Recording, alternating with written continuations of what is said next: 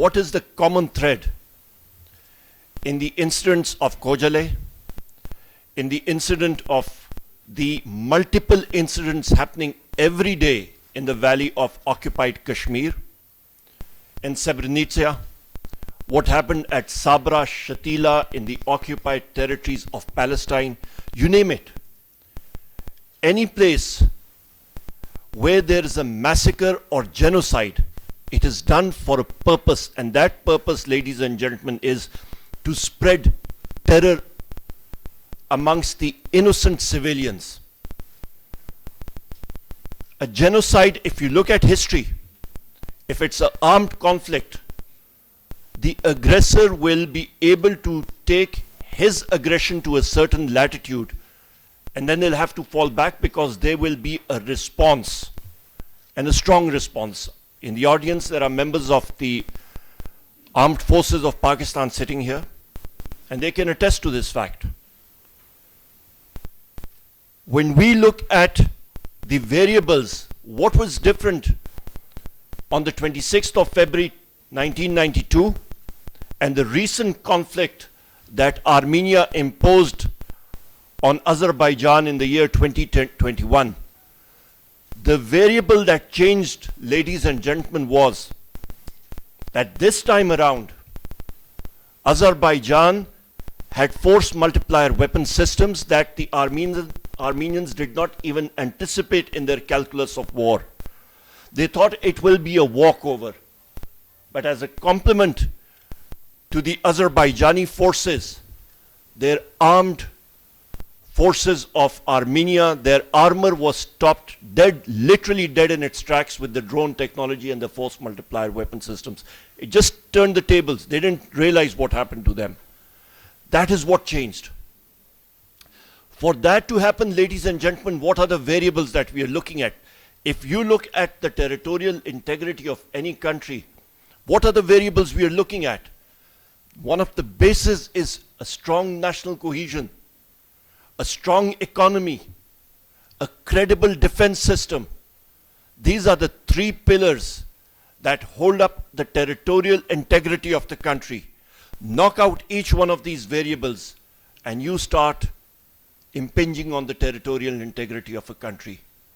Take the example of Pakistan, ladies and gentlemen.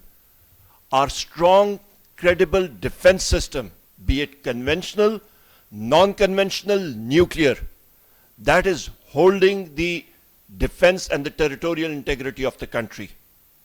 In addition to that, the economic factor, it is of paramount importance for any country, be it Azerbaijan, be it Palestine, be it Pakistan, that the welfare of the people is kept utmost and foremost for the prosperity of the country, which again brings into account the national cohesion.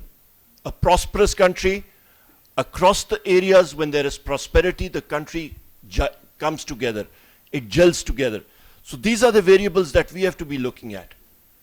Ladies and gentlemen, when countries, major countries, refuse to be signatories to the International Court of Justice and other bodies, what justice can we expect from those bodies?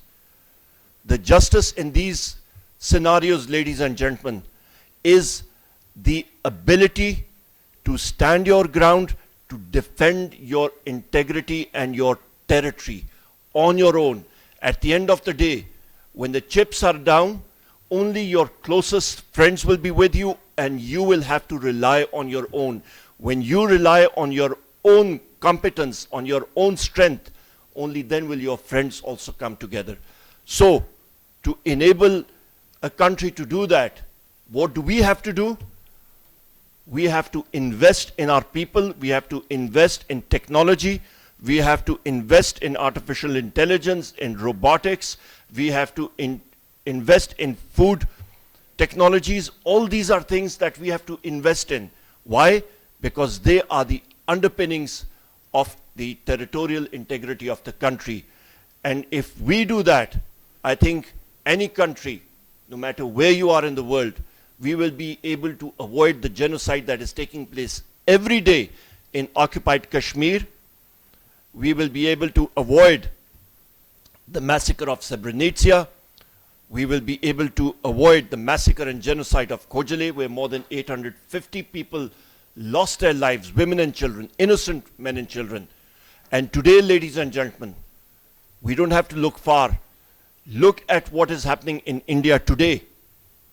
Sadhus can walk around the streets of India without a stitch of clothing, but they object to a hijab worn by Muslim women in India. What a contradiction. What duplicity. The Muslims in India are being victimized by a fascist regime that is called Modi's India and Modi's government. Thank you very much, ladies and gentlemen. Assalamu alaikum.